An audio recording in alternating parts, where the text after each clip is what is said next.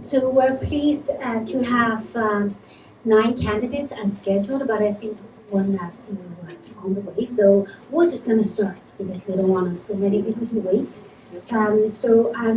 Thank you for joining us today's event. Please note this event will be recording and later on will be uploaded to our YouTube channel for those who can come alive. So here's today's agenda. So each candidate will have a few minutes to introduce themselves and followed by Q&A session. We will ask each candidate 1 or 2 questions, depends on the time that we have. And then we will open the floor for about 10 to 15 minutes and for additional questions and comments from the audience. So let's start maybe clockwise this time, but I just want to point it out. The first candidate who comes first will have the first right to speak this time, and then later on we'll just rotate. All right. Okay. We'll see your number is the first one. By the sequence. Thank you very much. I'm not often number 1, but I am today. I really appreciate your time and I appreciate you coming out and the opportunity to speak to everyone. My name is Hans Roach, and I am running in the federal election, and I'm doing something very unique and sort of out of the box, is that I'm running as an independent representative. I'm not part of a party. So what that means is that my focus will be 100% on Waterloo. I will not be following the party line. I'll be willing to work with folks like in the party, you know, whoever the prime minister may be. Whoever wins the prime minister, which is, you know, could be Mark Carney or Pierre Poilievre, Waterloo will not be a decider in who becomes prime minister. But I want you to know that all of your concerns will be looked through a Waterloo lens. So feel free to come to me. Just to let you know a little bit about me, I'm a city councilor. I'm your city councilor in Waterloo, and I really appreciate the support that I got from the Waterloo Chinese Canadian Association to help me be elected in Waterloo. Thank you very much. So I am a city councilor. I'm a fundraiser in Waterloo, and I was a coach with the Wolf Memorial University. I do lots of different things in the community, and I love being associated with the Chinese community and their events, whether it's at Rim Park or Thanksgiving, Oktoberfest Parade. You guys do such a great job. Thank you so much. So now we're getting to number 2. Yes.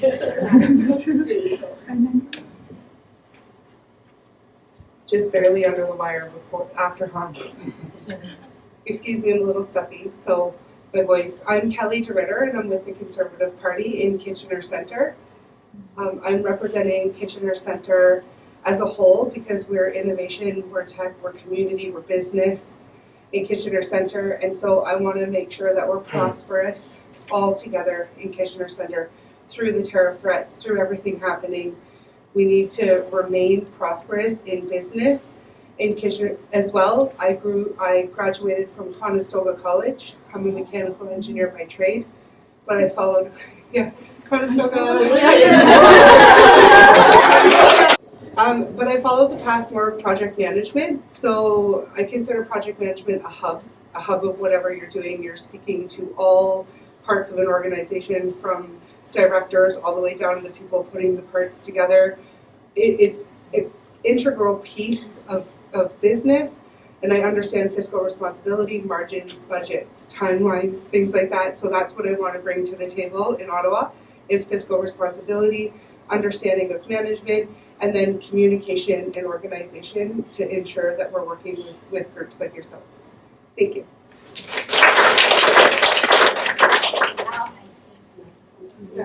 Thank you. Hi everyone. My name is Brian Adeba. By training, I'm a journalist, and I'm also a policy advisor. I have about 10 years of policy advisory role under my belt. In my line of work, I investigate problems that countries are facing. I look at these problems, identify who the stakeholders are, what the problem is, and I craft recommendations that policymakers can work with. Part of that role involves talking to policymakers in different jurisdictions. So in my role, I've spoken to the policymakers on the Hill in Washington, D.C., on the Senate and the congressional sites. I've been all over the world, in many places, talking to policymakers, Australia, Ethiopia, Rwanda, Senegal, Kenya, Uganda, UK, Holland, and many other places. And also, in addition to that, I talk to policymakers and stakeholders at the United Nations Security Council, member states there. So I hope to bring that kind of experience, that level of policy analysis, and looking at problems and finding solutions to them, to the problems that we have in Kitchener Center. I am local, and I understand the issues, and I hope to bring that experience to bear on my understanding of local issues to find solutions to the problems that we face. And the problems are many in Kitchener Center. We have a housing problem, we have a shortage of housing, we have a problem of homelessness, and these are issues that we need to address, including issues also regarding seniors. Seniors do not have enough money, and the money that the government is giving under the ODSP is not enough, and we need to work on that to ensure that seniors are addressed, their issues are addressed. In addition, there are problems facing our youth in terms of job employment, in terms of access to the job market. And so those are issues that have compelled or motivated me to run for political office. And I look forward to your support if you live in Kitchener Center. I look forward to your support. Vote Liberal, and let's get this done. Thank you. I am Ozerzad. I'm the NDP candidate for Kitchener-Conestoga. I'm a lawyer and a small business owner, and I live in Wilmot with my fiance. And like many of you, I'm seeing the same issues that you are. We're all working hard, trying to make a better life here, but it's becoming harder and harder. My fiance and I, we both work. We're a dual income household, but despite being privileged enough to be able to both work and in higher income professions, we're still seeing a rising cost of living, and we're watching our costs outpace our wages in an alarming way. Yes, that's something that we're worried about. I can't imagine what it's like for other young couples, for families, for seniors, for young people that are looking to get ahead in this community. And in our riding, we've only ever tried Conservatives or Liberals, and they have a history of swapping power, and things haven't gotten better. So what I'm hearing at the doorstep is people are ready for real change.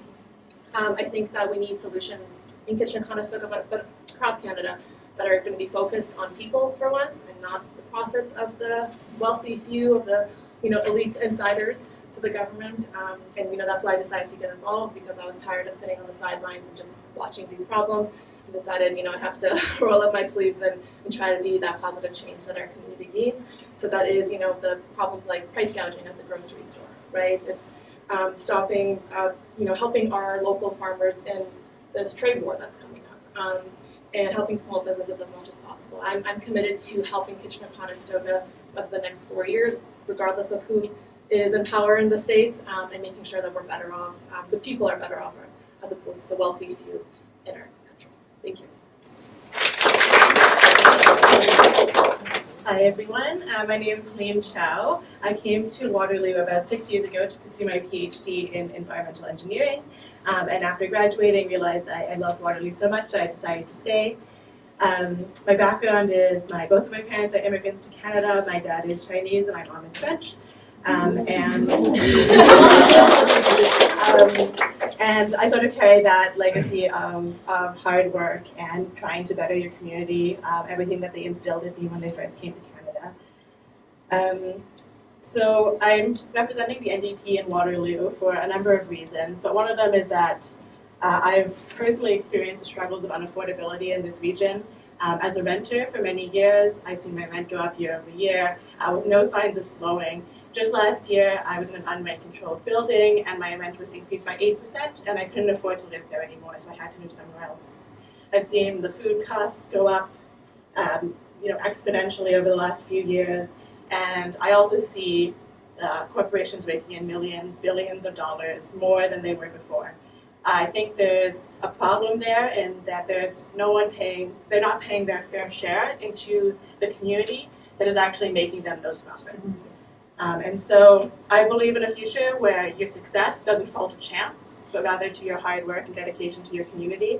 And the NDP has a plan to make sure that houses are more affordable, groceries are more affordable, and first and foremost, that we build a green economy that centers Canada and Canada's workers among all the turmoil that we're going to be facing in the next few years.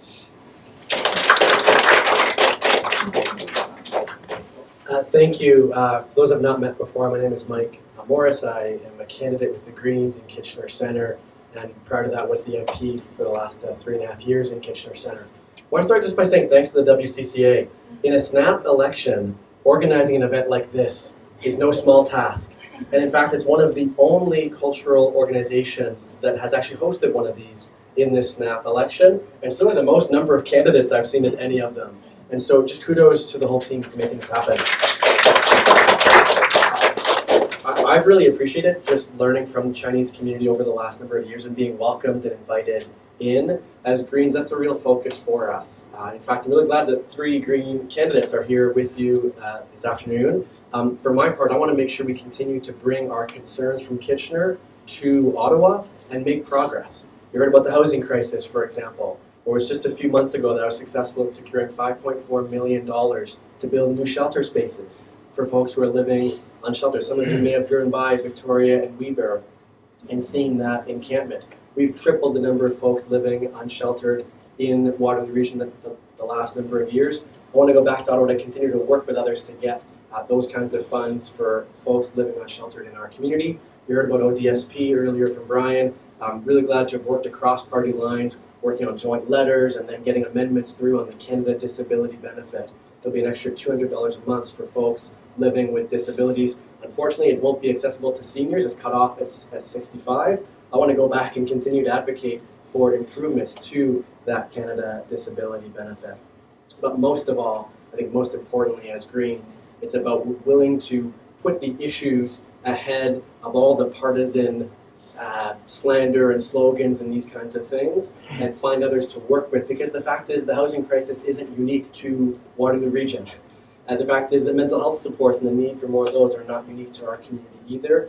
I want to be going back to Ottawa to make sure in the face of the Trump tariff threats and all the rest that we have parliamentarians who are putting their communities first and willing to work with others to get some things done. I thank you again for having me. Thank you. 23 years ago, when I first arrived here, I was actually taken in by a settlement agency that then paired me up with a roommate and put me up in a subsidized apartment for about a year before I went off to school. So I understand the importance of organizations like yours in helping immigrants settle in. We know that our immigration system has encountered hiccups in the last few years. And the Liberal Party recognizes that we need to reset the button on that. And that's what we're doing right now. We're resetting the button. We're going to be bringing immigrants and while making sure that the services that they require are there. In the past, that process was broken. And we've been listening. The Liberal Party has been listening to organizations like yours and has taken that into account and put that pause on. And it's going to show up the services that immigrants will receive under organizations like yours. And I can assure you, in our platform, we have funding for organizations like yours. But I want to make 1 or 2 things clear. In order for us to get those types of services from the government, the money that we need, you need someone at the decision-making level, at the committee level, in Parliament. You do not need an MP that is shouting from the parking lot. You need to be in the room. The Greens are very nice people. They're good, they got good plans, but they can't get anything done. It's only with a Liberal Party member of Parliament for Kitchener Centre that we will get the kinds of support that we need. Thank you. Thank you. There were 2 questions offered to us, immigration and then support for grassroots. And I think actually those are 2 related questions. So just like the motto of the WCCA, together better. So I'm going to answer a little bit about how they're related. With regard to immigration, the the immigration policy, I'm sorry, Brian, but it's been terrible for the last 10 years, and it's been irresponsible immigration. Yeah, they're resetting now. There's an election coming, so that they're resetting. But I understand how important immigration, especially Chinese immigration, has been to Canada. I grew up kind of sheltered in southern Ontario, in a small town called Elmira, which is just outside here. But when I was in university, and then on the summers, I worked on the railway in Western Canada, all across Western Canada. And I really got to see the importance of immigration, Chinese immigration, and the support that the Chinese community has brought to Canada. Blood, sweat, and tears, literally. And with regard to the other side of the question, with the support for grassroots, it's groups like this, the WCCA, that is so important with regard to immigration. You do so much.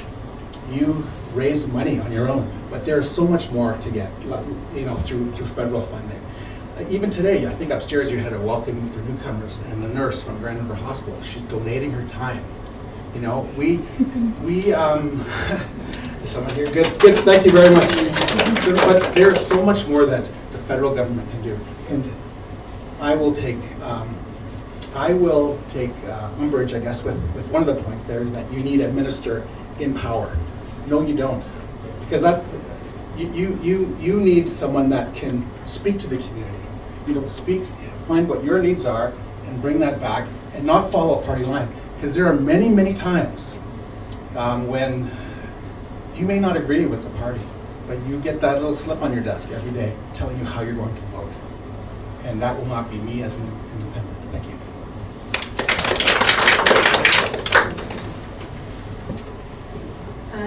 So, again, no offense to the current Liberal government, but I believe that they wanted to take advantage of the fact that immigration helps Canada without providing the supports for newcomers that are needed here.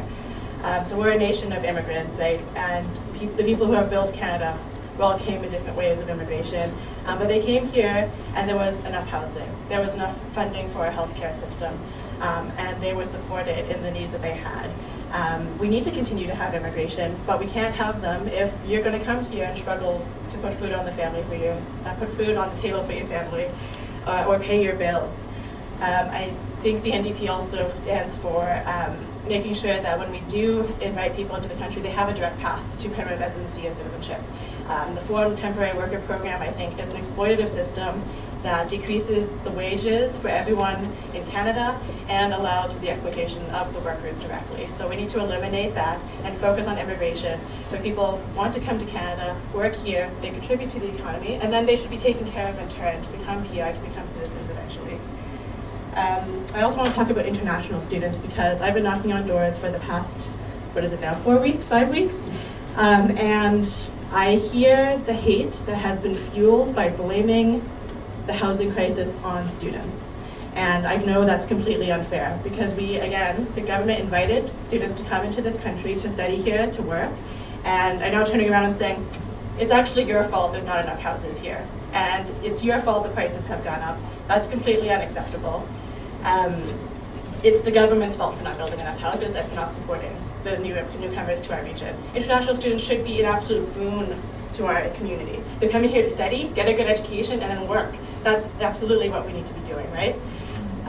So I just want to say that, I stand with you. I've been on the receiving end of some hate just because of the way that I look, because they think, oh, were you an international student that came here?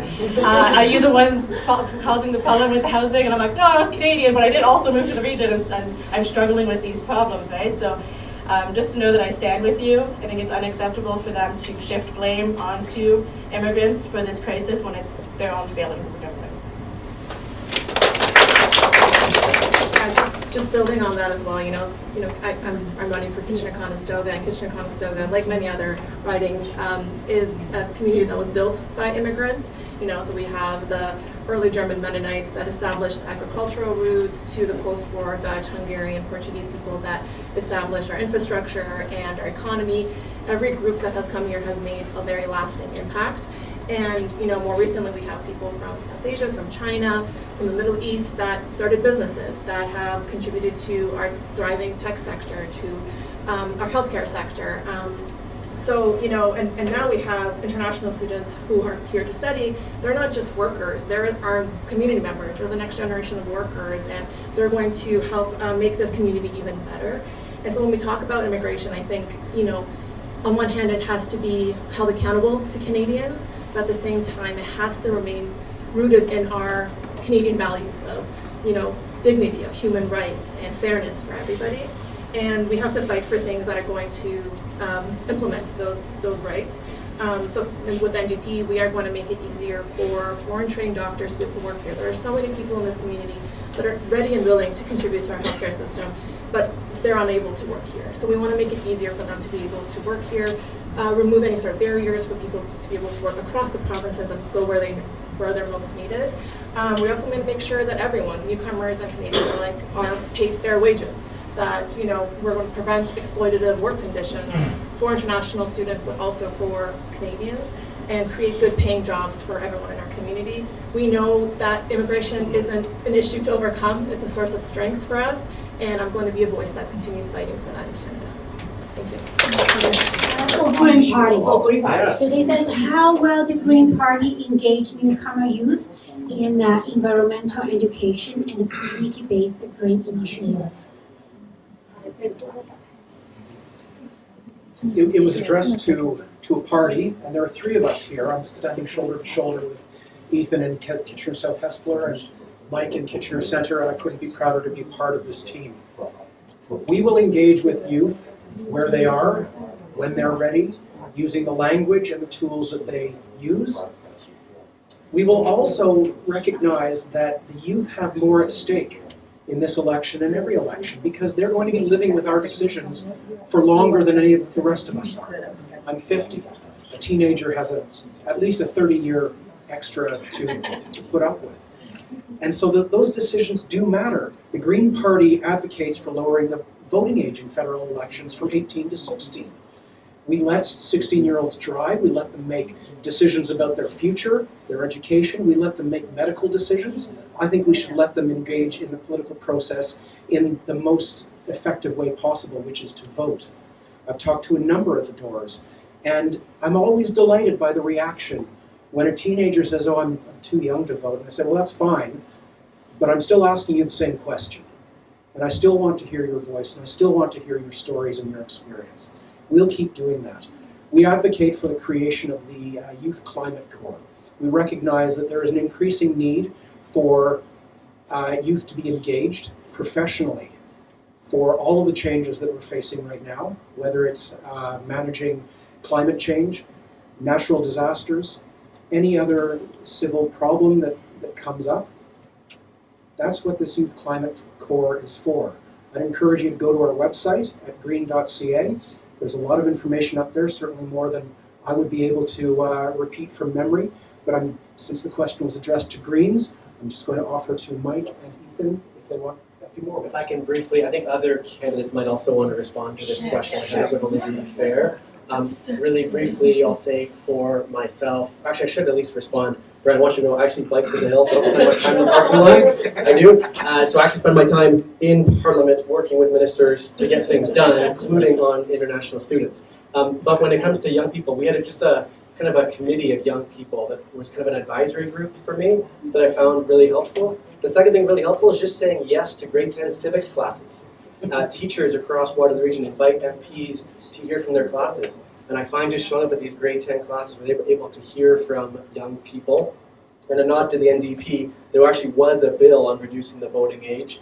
In this case, it has been Greens in the past. It was the NDP this time who brought that bill forward. A number of local MPs did support it. The two big parties, by and large, did not. That means we need to continue to advocate for young people to have that voice. But speaking of voice, Greens have now spoken twice. And so if others want to add, I think that would be... Sure. Okay. That was a great question, but I also want to be, I know we're kind of cut short on time too. I just want to talk about a question that was offered to me from the Chinese community while I was knocking on doors. So this is sort of a question from so I went and I was in Vista Hills. It's a neighborhood in Waterloo, and you know, I just got my knee replaced, so it was kind of rough walking. But I knocked on the door, and a person said to me, "Well, why should I vote for you?" You know, why should I That's vote? independent. Yeah, I'm independent. You know, the Liberal person came here the other day and said, Canada's in the best fiscal position of any country in the G7. And they had another person there came and listened to the question, and I learned something. Actually, I'm probably going to wreck this because it's Chinese, but it's an adage, and it's shi shu shi, which is find truth in facts. It's an adage, find truth in facts. And it's true that Canada may have the best fiscal position, as the Liberal person said, but we have the highest debt of any country in the G7.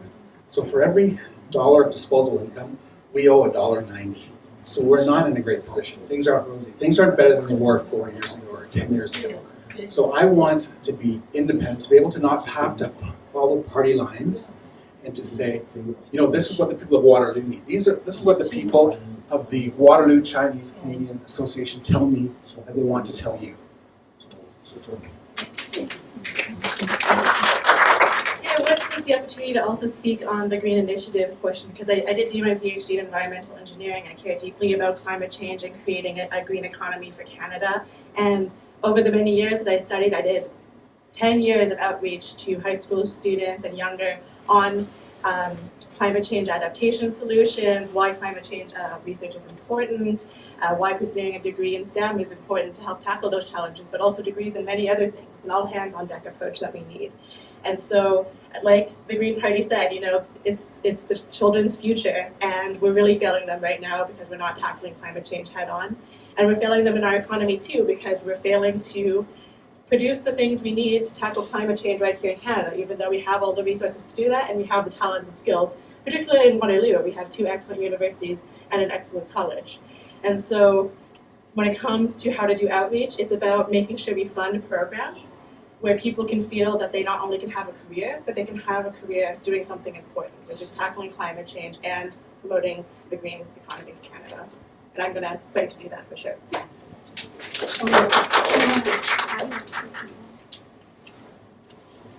So with the green initiatives, we feel as though it's very important to greenlight green technology.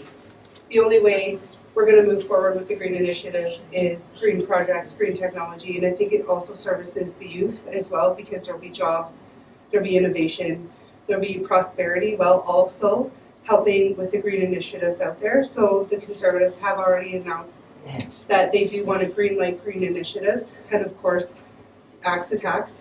We all know the saying by now, axe the tax. But in line with that as well is the greenlighting the green initiatives. It helps with jobs and it helps with the green movement. And I just wanted to mention that while I respectfully disagree that we do need a seat at the table to really make these changes, and everyone's ready for change in our community in Kitchener Centre. We are innovation, we are prosperity in Kitchener Centre, and in order to really bring that forward, we need a seat at the table in government. Thank you. Yeah, I mean, since the question was originally posed directly to the Greens, I felt like bring it back to the Greens. So, yeah, I mean, as I had mentioned, I'm studying early childhood education. I've talked about it a lot here. I agree with everything that I've heard from Simon and Mike, but I want to bring it way down to the 3-year-old level. Because when I was doing some work at the Dune Campus Lab School with Conestoga, you know, they had something that I loved. They had what they called an Indigenous garden. And it was a garden where they were growing food. The 3-year-olds in the preschool, they grew the food, they picked the food, they stewarded the plants, and it was all of food and plants that are grown natively here in Southern Ontario. You know, we can talk about these big green initiatives, and we should and we need to. But I think we also need to talk about way down on the local level. Let's work with our provincial and municipal governments. And let's work with our clubs, be they, you know, places like like ethnic clubs across the region, or, you know, youth organizations. Let's work to get this on the ground, learning how to steward life and, you know, care for our environment directly with the youth, because it starts with the youth. When you have these 3-year-olds, you know, growing this food and seeing it grow, they gain an attachment to the land that I feel like we desperately need right now. And I also do believe that, you know, as a young person, I look at my options, and obviously I'm focused on education, but I also see my friend who's currently studying engineering. And it feels like consecutive Liberal and Conservative governments try to pigeonhole people like that into dying fossil fuel industries. And as many promises as I have heard about investing in other industries, I don't know if I've seen that same promise be kept outside of KW.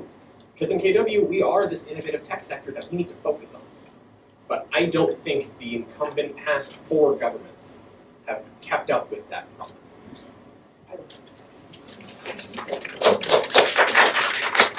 Thank you all.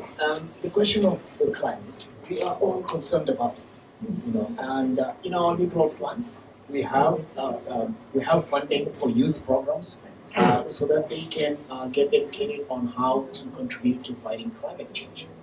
But I want to say 1 or 2 things. Many years ago, I was a reporter on the Hill in Ottawa. I covered 4 committees in the House of Commerce. I covered defense, public safety, immigration and citizenship, and the Heritage Committee. And I've sat in those committee meetings hearing the MPs talk about policy, discussing policy, voting on policy. I've sat in those committee meetings from 3 to 10 p.m. at night. I can tell you one thing, it's a numbers game at the committee level. If your MP is not from a party that has status in the House, or if he is going to be an independent like this gentleman here, you're getting nothing done. So as we move forward, elect someone who has the best interests at heart on the environment. And that is the Liberal Party. Thank you. So we're coming to almost to the end. I just have one last question. So I'll give maybe 30 seconds so everyone can talk. Regarding this topic is combating racism and building a safe community. So what specific policies were your party to address systematic racism and ensure safer, more inclusive communities for racialized Canadians? So now we're starting. Thank you so much. This is a topic that's really important to me. As a racialized person, it's something that has been close to my heart since my family immigrated here. So it's a big value of mine, and I know it's something that's going on in our communities. I am going to be an advocate for making sure that our communities are as safe as possible, that our community members recognize the value of different looking people at the table. We're going to make sure that we're keeping our communities safer. We have big plans for tackling issues like car theft and improving gun safety laws and things like that. So I have a huge interest in this, and I'm going to be fighting for that for sure. Also, as a racialized woman, I know what it's like to be belittled because of your race and your sex. I've been told I only got scholarships because I'm a woman or because I'm half Chinese. I've been, during the COVID times, I think we all experienced a lot of hate spewed towards our community, and we fought through it, and we're going to keep fighting.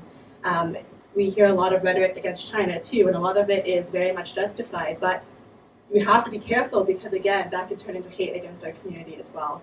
And so the NDP stands firmly against all forms of hate, whether it's racism, sexism, homophobia, and we need to make sure that we protect our diversity, equity, and inclusion policies to make sure that people with the skills can get the jobs that they can get with those skills and be able to make a living for themselves without any hate, bringing their full authentic selves to work. Thank you. And as someone who is, both parents decided to move to Canada from different continents, and fortunately they met, and I'm here.